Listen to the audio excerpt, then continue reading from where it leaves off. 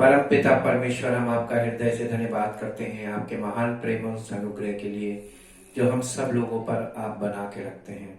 हम तो केवल आपके इकलौते पुत्र प्रभु यीशु मसीह पर, उसके किए हुए कार्यों पर, जो उसने हमारे लिए पूर्ण किया है क्रूस पर, और जी उठने के बाद पवित्र आत्मा देकर हमें चाहता है कि हम उस पवित्र आत्मा की मार्गदर्शन में चलकर परमेश्वर के राज्य में बढ़ें और हमारा जीवन पवित्र आत्मा के फलों के द्वारा प्रकट हो और परमेश्वर की महिमा का कारण बने।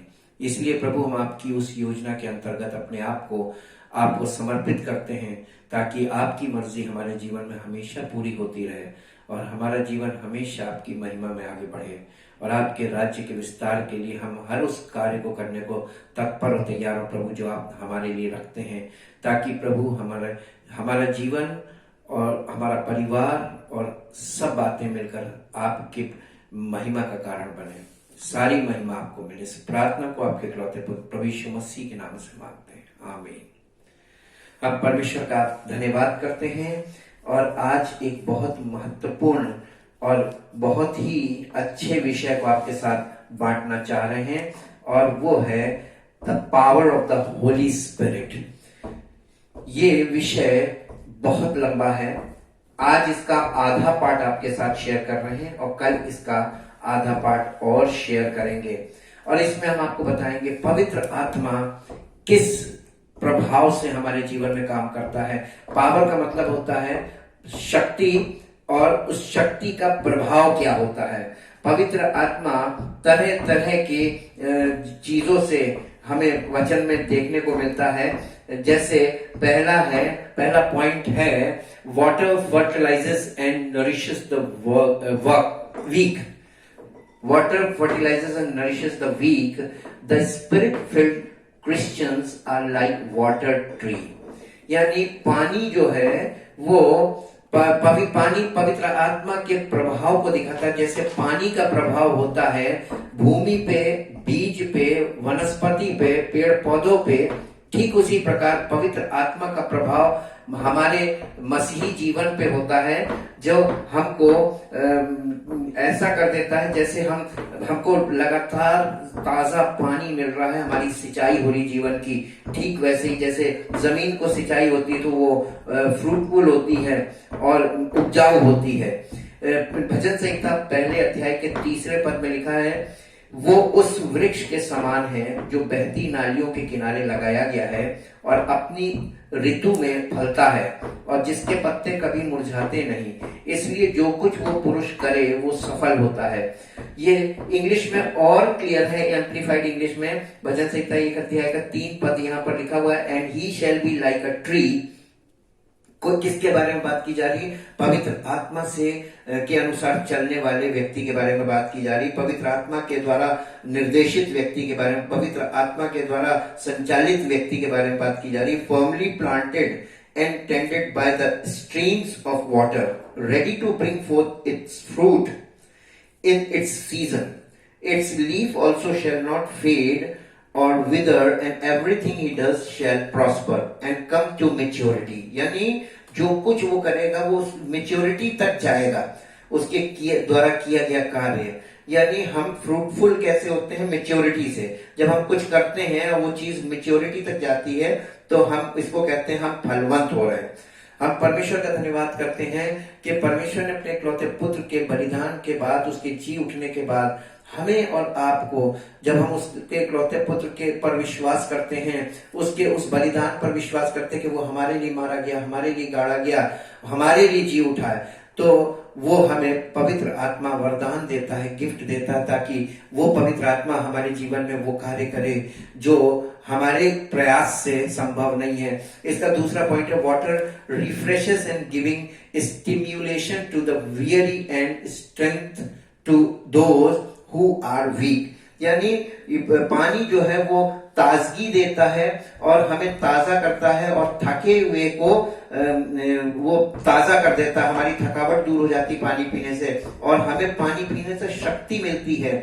जो कमजोर लोग होते हैं, देखिए जब हम लोगों को बहुत ज्यादा वीकनेस आती, डिहाइड्रेशन होता है, तो हमारे जिस्म में पानी की कमी हो जाती है। पानी की कमी इंसान को दुर्बल करती है क्योंकि हमारे शरीर का 75% पानी है, और वो पानी पवित्र आत्मा की द्वारा हमारे जीवन में, हमारे आत्मिक जीवन में भी पवित्र आत्मा हमारे जीवन की आपूर्ति करता है।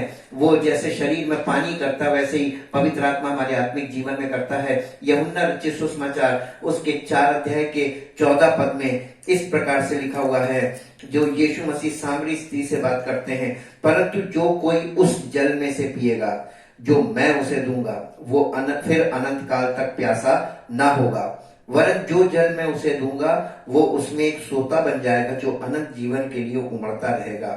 यीशु मसीह हमें यहाँ पर शारीरिक पानी की बात नहीं कर रहा था, वो फिजिकल वाटर की बात नहीं कर रहा था, बल्कि वो आत्मिक जल की बात कर रहा था। वो पवित्र आत्मा है, और जब पवित्र आत्मा हमारे जीवन में आता है, हमारे आत्मिक जीवन में वो जल बन जाता है और एक सोर्स बन जाता है, और वो हमेशा अनंत जीवन के लिए हमको प्रेरित करता है, आगे बढ़ाता है, और हमें उसके लिए जीवन भी देता जाता है।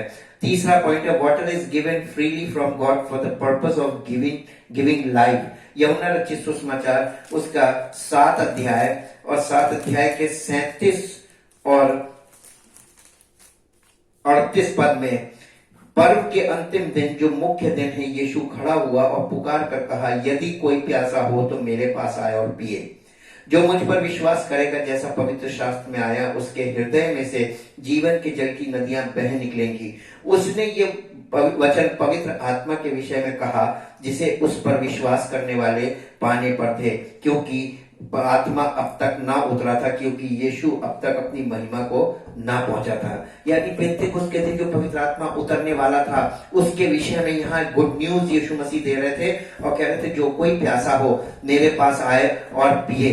पवित्र आत्मा के लिए आपको यीशु मसीह के पास आना पड़ेगा, और जब आप यीशु मसीह के पास आएंगे तो वो आपको वो जल देगा जो जिसे हम पवित्र आत्मा कहते हैं, और ये आपकी जिंदगी को तरोताजा ही नहीं करेगा, बल्कि आपके आत्मिक जीवन को मैच्योर करेगा और फुलफिल करेगा, कि आपके जीवन में, आत्मिक जीवन में किसी प्रकार की कोई घटी ना रहे।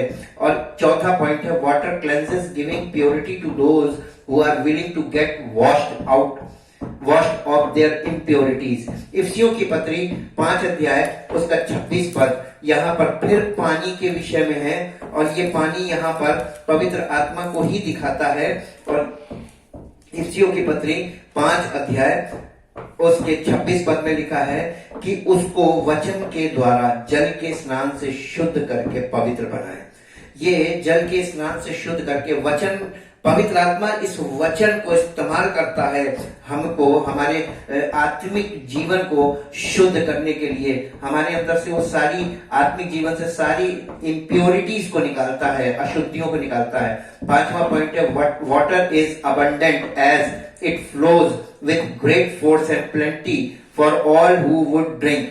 यूहन्ना रचित सुसमाचार उसका 10 अध्याय का 10 पद देखेंगे। यूहन्ना रचित सुसमाचार उसका 10 अध्याय का 10 पद यहाँ पर इस प्रकार से लिखा, चोर किसी और काम के लिए नहीं, परंतु केवल चोरी करने और घात करने और नष्ट करने को आता है। मैं इसलिए आया कि वे जीवन पाएं और बहुतायत से पाएं। यानी यीशु मसीह हमको जो जीवन देने की यहाँ पे बात कर रहा है। तो आपने देखा होगा संसार में लोग कहते हैं जल ही जीवन है, तो जीवन को हमेशा जल से रिप्रेजेंट किया जाता है, और इसी तरीके से आत्मिक जीवन के लिए भी यीशु मसीह उसी शब्द का इस्तेमाल कर रहे हैं कि मैं तुम्हें वो जीवन देना मांगता हूं, यानी पवित्र आत्मा से भरा जीवन देने के लिए वो आया था। वो जीवन जो है वो भरपूरी का जीवन है। पवित्र आत्मा जब आपके जीवन में आएगा, आपको भरपूरी का जीवन मिलेगा। छठा पॉइंट है, फायर गिव्स लाइट, यानी पवित्र आत्मा को पानी के बाद दूसरी चीज है आग। आग से रिप्रेजेंट किया जाता है। Fire gives light to those who realise they are in darkness. यूहन्ना रचित सुसमाचार 5 अध्याय उसका 35 पद में ऐसे लिखा हुआ है। यूहन्ना रचित सुसमाचार उसका 5 अध्याय और उसके 35 पद में लिखा, तुमने यूहन्ना से पूछवाया और उसने सच्चाई की गवाही दी है, परंतु मैं अपने विषय में मनुष्य की गवाही नहीं चाहता, तो भी मैं ये बातें इसलिए कहता हूं कि तुम्हें उद्धार मिले। वो तो जलता हुआ और चमकता हुआ दीपक था। देखिए यहाँ फायर के रूप में दिखा रहा है यीशु मसीह के बारे में कहा जा रहा है, वो तो जलता और चमकता हुआ दीपक था और तुम्हें कुछ देर उसकी ज्योति में मगन होना अच्छा लगा।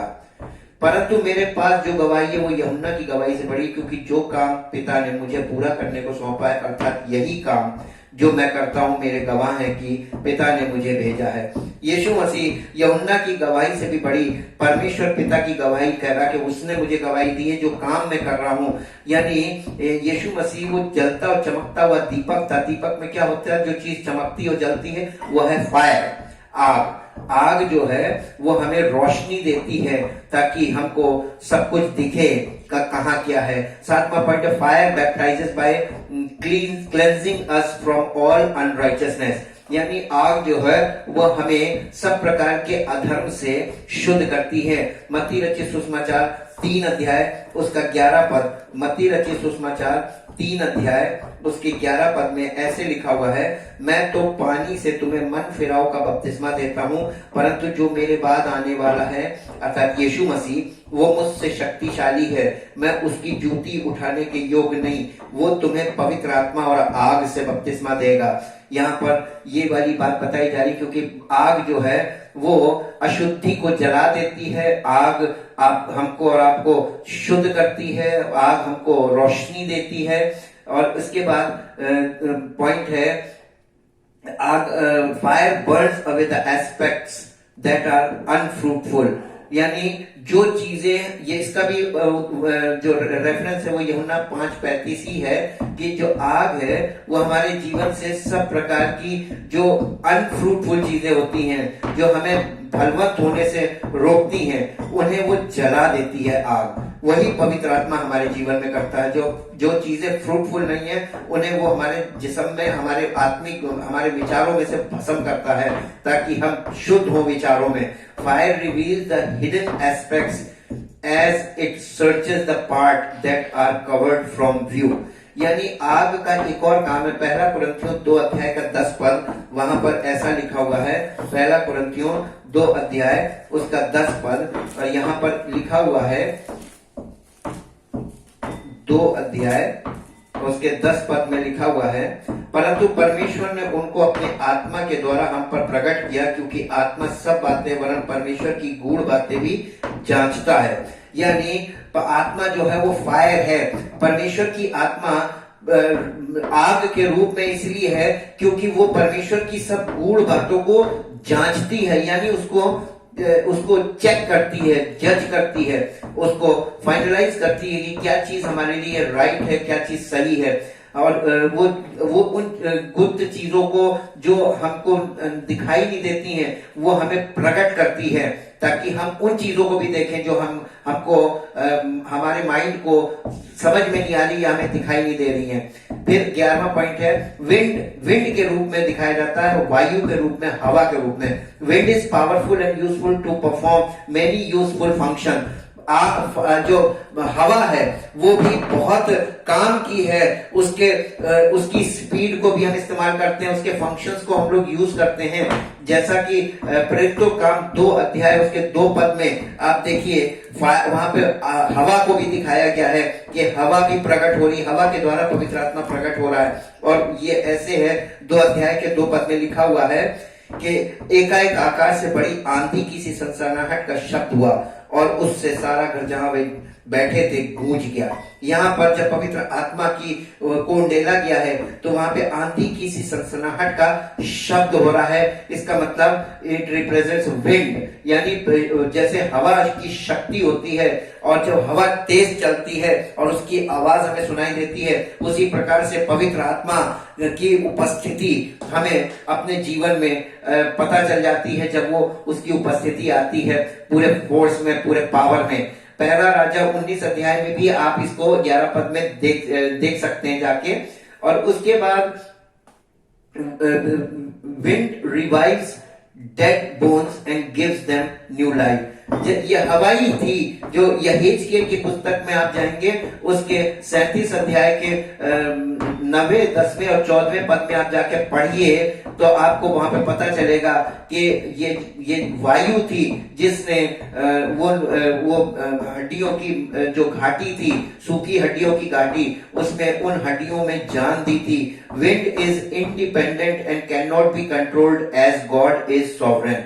यानी वायु या हवा ये एक ऐसी शक्ति है जो प्राकृतिक शक्ति है जो दिखाई नहीं देती, लेकिन इसका प्रभाव बहुत जोरदार होता है। और हम और आप, कोई भी मनुष्य वायु को कंट्रोल नहीं कर सकता, उसको अपनी मर्जी के मुताबिक नहीं चला सकता। यूहन्ना 3 अध्याय उसके 8 पद में प्रभु यीशु मसीह ने निकोदेमुस से बात करते समय इस बात को बताया था, हवा के बारे में, और आत्मिक व्यक्ति से जुड़ी हुई बात बताई थी कि आत्मिक व्यक्ति जिसका आत्मिक जन्म होता है वो उस हवा के समान है।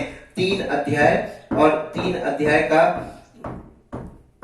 8 पद यहाँ पर इस प्रकार से लिखा हुआ, हवा जिधर जाती है उधर चलती है और तू उसका शब्द सुनता है परंतु नहीं जानता कि वो कहां से आती है और किधर को जाती है।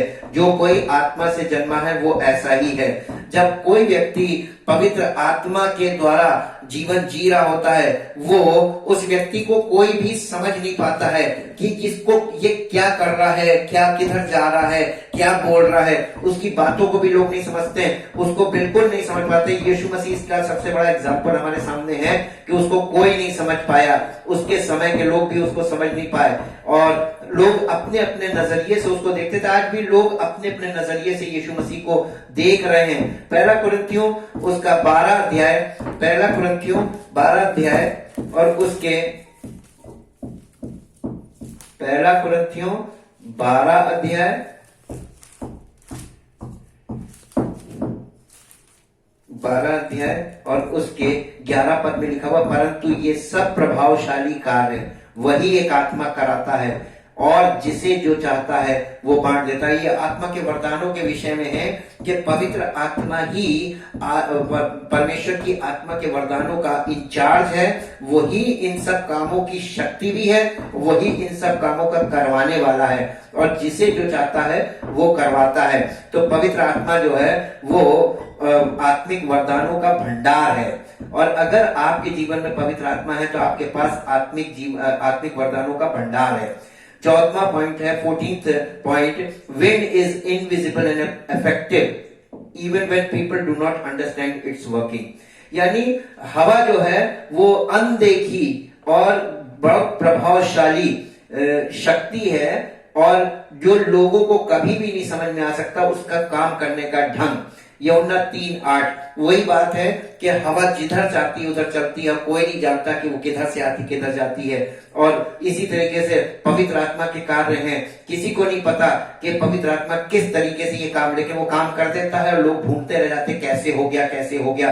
तमाम आश्चर्य कर्म आज भी वो कर रहा है, पवित्र आत्मा तमाम आश्चर्य कर्म कर रहा है। मेरे जीवन में हम देख रहे हैं तमाम लोग जो हमारे साथ जुड़े उनकी जिंदगियों में, उनके जीवन में परमेश्वर का आत्मा जबरदस्त आश्चर्य कर्म कर रहा है और लोग खोज कर रहे हैं कि ये कैसे संभव है, ऐसा कैसे हो सकता है। लेकिन आपको कभी समझ में नहीं आएगा क्योंकि हवा की चाल वो किधर से आती है, किधर जा रही है और क्या हो रहा है। आप उसके इफेक्ट को देखेंगे, उसके द्वारा जो कार्य हो रहा है वो तो देखेंगे, लेकिन कैसे हो रहा है ये कभी आप पता नहीं लगा पाएंगे। पर 15 पॉइंट है, oil कॉन्सिक्रेट्स as it dedicates one to be holy, dedicated and anointed only with God's power।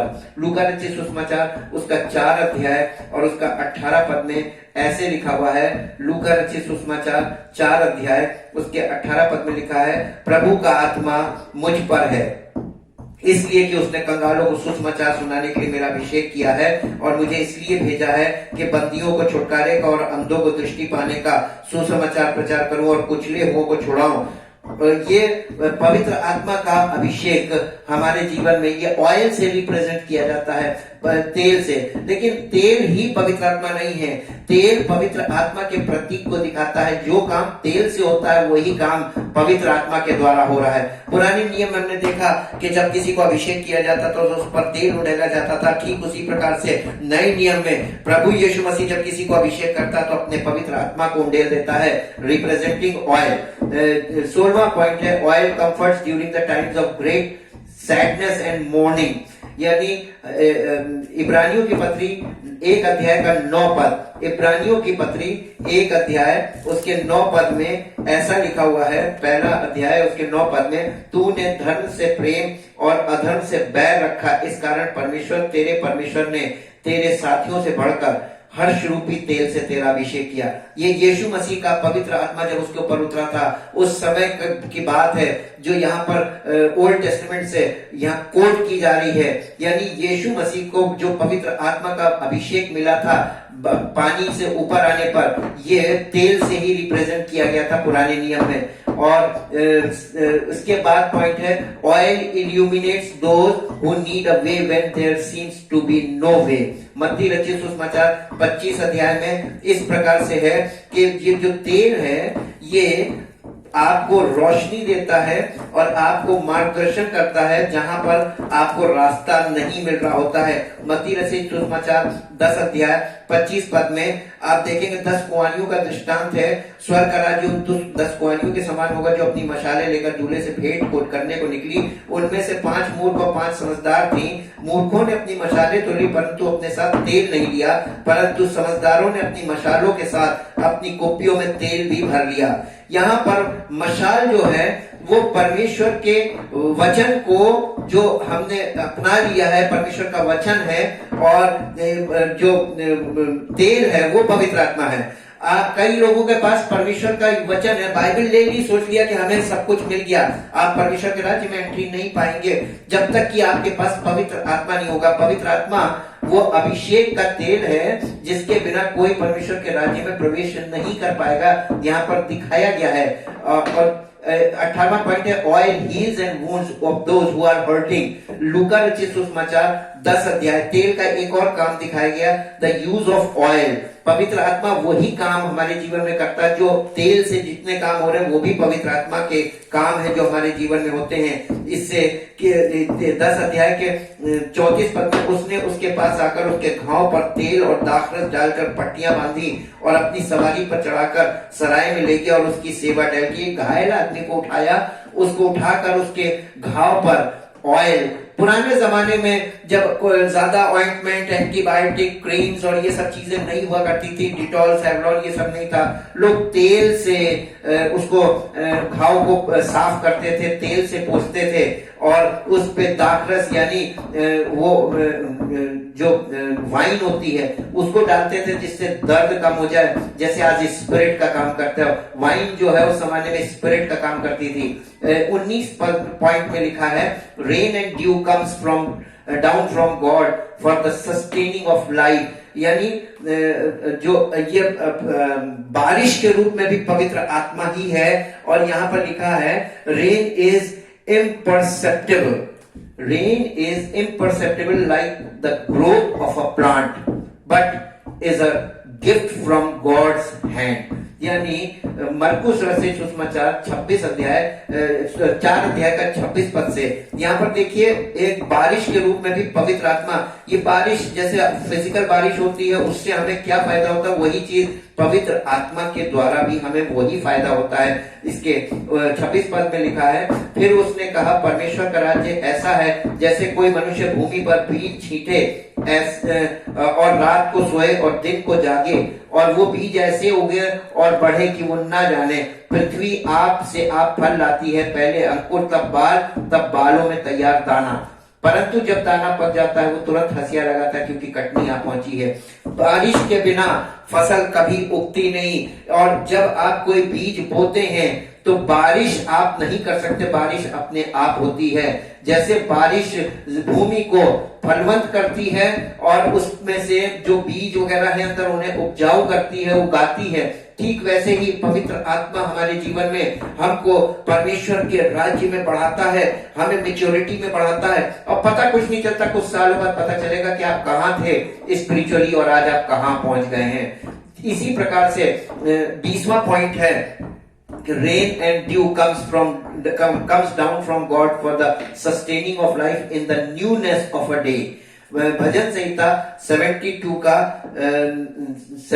का 6, भजन संहिता 72, भजन संहिता के 72 72 अध्याय और उसका 6 पद में लिखा, वो घास की खूंटी पर बरसने वाले में और भूमि सींचने वाली झड़ियों के समान होगा। यानी जैसे झड़ी लग के पानी गिरता है, ये पवित्र आत्मा को दिखा रहा है। पवित्र आत्मा हमको हमें जीवन में नया बनाता है, न्यूनेस ऑफ लाइफ में ले जाता है, नए जीवन की ओर ले जाता है और हमारे जीवन में नई चीजों को लाता है और हमारे दिन प्रतिदिन हमको नई चीजें प्राप्त होने लगती है जब हम पवित्र आत्मा के अनुसार जीवन व्यतीत करते हैं। रेन रिफ्रेशेस, 21वां पॉइंट है, rain refreshes those who are about ready to give up hope. 68 भजन संहिता उसका 68 अध्याय का 9 पद यहाँ पर इस प्रकार से लिखा हुआ है।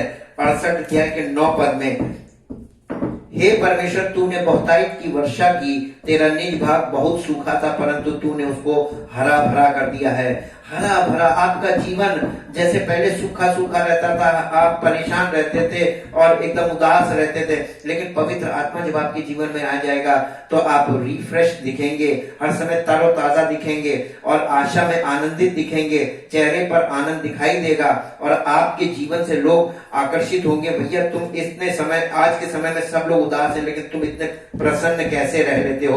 यशायाह नबी की पुस्तक उसके 18 अध्याय में, यशायाह नबी की पुस्तक उसके 18 अध्याय में इस प्रकार से लिखा हुआ है, इसी विषय में 18 अध्याय का 4 पद आपके साथ पढ़ेंगे। क्योंकि यहोवा ने मुझसे यूं कहा है, धूप की तेज गर्मी या कटनी के समय के ओस वाले बादल के समान मैं शांत होकर निहारूंगा। क्योंकि दाख तोड़ने के समय से पहले जब फूल फूल चुके और दाख के गुच्छे पकने लगे तब वो टहनियों को हंसुओं से काट डालेगा और फैली हुई डालियों को तोड़ तोड़कर अलग फेंक देगा। यानी पवित्र आत्मा ओस के रूप में भी जो बारिश को ही दिखाता है, स्लो बारिश, उसमें भी आपको तरोताजा करने के लिए ऐसा करेगा, ताजगी देने के लिए। उसके बाद है रेन, 23वां पॉइंट है, rain can cause germination and growth in quantity and quality. यहेजकेल की पुस्तक 34 अध्याय उसके 26 और 27 पद में, यहेजकेल की पुस्तक 34 अध्याय, यहेजकेल 34 अध्याय उसके 26 और 27 पद में ऐसा लिखा हुआ है,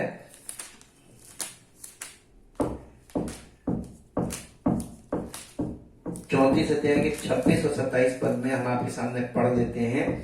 यहां पर लिखा हुआ है, मैं उन्हें और अपनी पहाड़ी के आसपास के स्थानों को आशीष का कारण बना दूंगा और मेह को मैं ठीक समय में बरसाया करूंगा और वे आशीषों की वर्षा होगी। मैदान के वृक्ष फलेंगे और भूमि अपनी उपज उपजाएगी और वे अपने देश में निडर रहेंगे।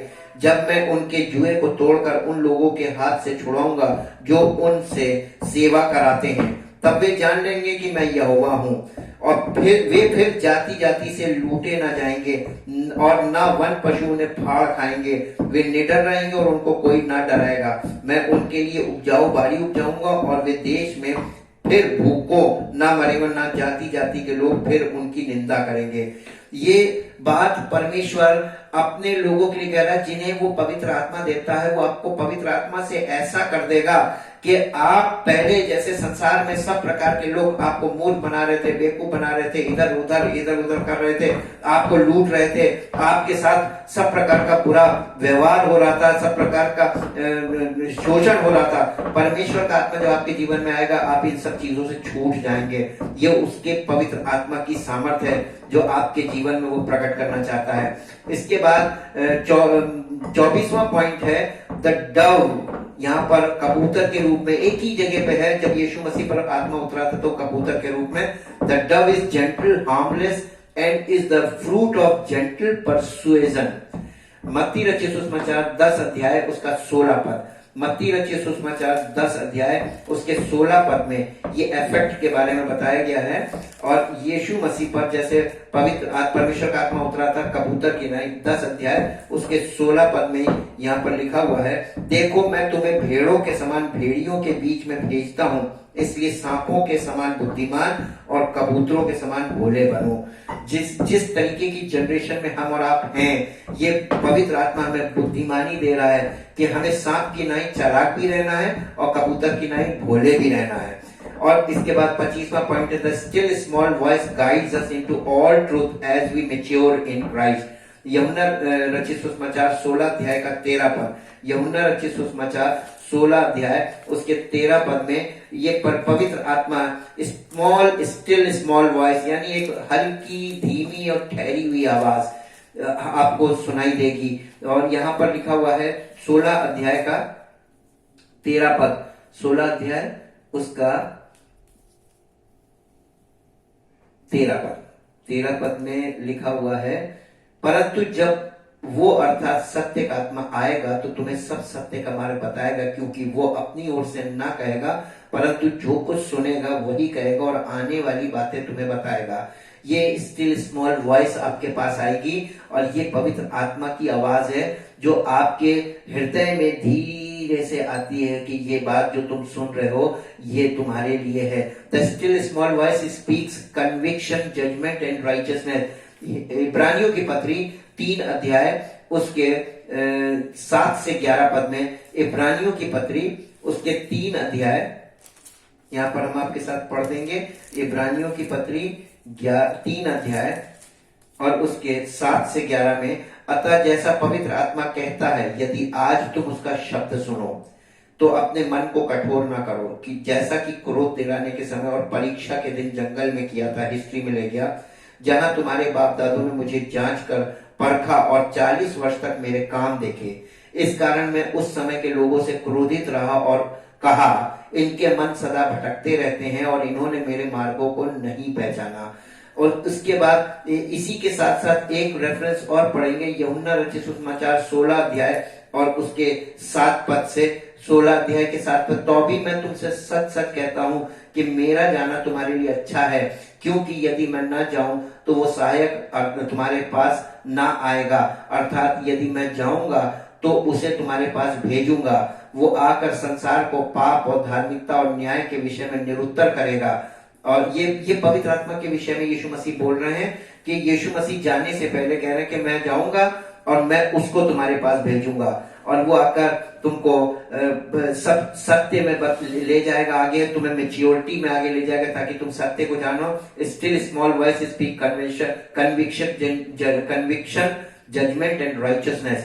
फिर है the still small voice speaks comfort, assurance and encouragement. यूहन्ना रचित सुसमाचार 14 अध्याय का 26 पद, यूहन्ना रचित सुसमाचार 14 अध्याय के 26 पद में लिखा, परंतु सहायक अर्थात पवित्र आत्मा जिसे पिता मेरे नाम से भेजेगा वो तुम्हें सब बातें सिखाएगा और जो कुछ मैंने तुमसे कहा है वो सब तुम्हें स्मरण कराएगा। इसलिए पवित्र आत्मा बहुत जरूरी है। परमेश्वर की बातें कोई और आपको बता ही नहीं सकता। मत्ती रचित सुसमाचार 10 अध्याय का 20 पद भी साथ में देख लें। मत्ती रचित सुसमाचार 10 अध्याय का 20 पद, तो यहाँ पर इस प्रकार से लिखा हुआ है, पवित्र आत्मा के प्रभाव को पकड़िए, उसको पहचानिए। जैसे आप देखते हैं कि बार बार ऐसी पवित्र आत्मा का इफेक्ट हमारे जीवन में होगा, वो इसलिए बारिश से दिखाया गया, ऑयल से दिखाया गया।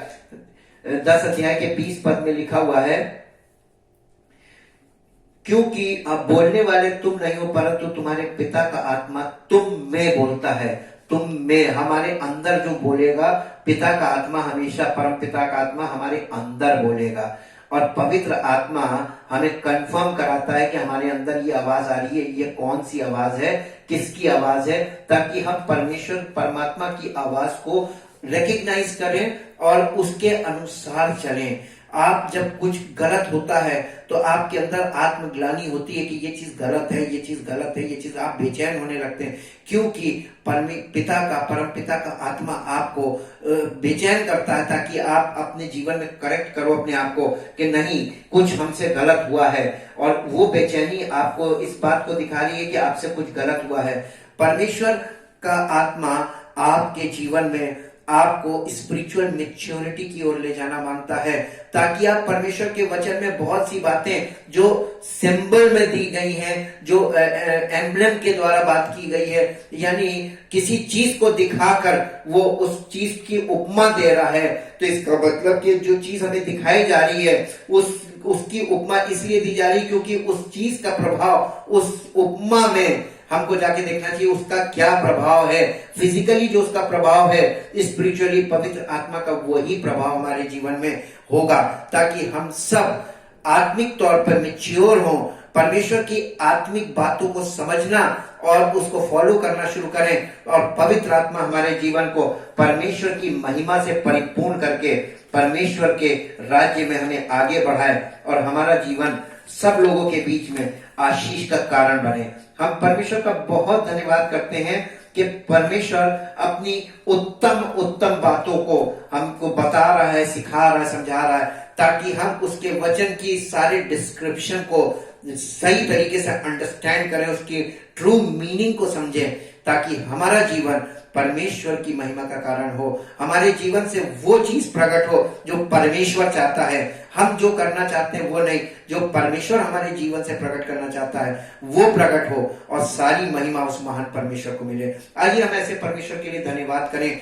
जो हमारे आत्मिक जीवन की चिंता करता है, आत्मिक जीवन की आवश्यकताओं की पूर्ति करता है और हमारे आत्मिक जीवन के द्वारा हमारे शारीरिक जीवन को संभालता है। हमें और आपको एक बात समझने की जरूरत है कि जैसे आपको एक बैकअप की जरूरत होती है, फाइनेंशियल बैकअप है, इलेक्ट्रिकल बैकअप है, आप उसको बैकअप बनाते हैं ताकि कभी मुश्किल आए तो वो बैकअप आपका सपोर्ट करे, वो सिक्योरिटी का काम करे। ठीक उसी प्रकार से हमारी लाइफ है, हमारी फिजिकल लाइफ में स्पिरिचुअल लाइफ हमारी फिजिकल लाइफ का बैकअप है। जितनी स्ट्रांग आपकी स्पिरिचुअल लाइफ होगी उतनी ही स्ट्रांग आपकी फिजिकल लाइफ हो पाएगी, क्योंकि आपकी लाइफ का बैकअप स्पिरिचुअल लाइफ है। जब परमेश्वर से जो जीवन आपको मिलता है वो आपको शारीरिक जीवन का बल देता है, जिसे हम आत्म बल कह सकते हैं, आत्म बल से आत्मनिर्भरता कह सकते हैं, आत्मा पे निर्भर करना। और ये चीज आपको बिना पवित्र आत्मा के पॉसिबल है ही नहीं। परम पिता परमेश्वर, हम आपका हृदय से धन्यवाद करते हैं। आपने हर मनुष्य के लिए एक ऐसा इंतजाम रखा है, अगर वो चाहे तो वो चीज उसके लिए अवेलेबल है। आपके इकलौते पुत्र प्रभु यीशु मसीह के द्वारा उसको वो गिफ्ट मिल सकता है जिससे वो जीवन में जयवंत और फलवंत होकर परमेश्वर की महिमा का कारण बन सकता है और उसका जीवन परमेश्वर की महिमा के लिए आगे बहुत से लोगों के लिए आशीष का कारण बन सकता है और वो अपने जीवन में बहुतायत का जीवन, भरपूरी के जीवन का अनुभव करके आपकी महिमा कर सकता है। धन्यवाद करते प्रभु, इस प्रार्थना को आपके इकलौते पुत्र प्रभु यीशु मसीह के नाम से मांगते हैं, आमीन। परमेश्वर आपको आशीष दे।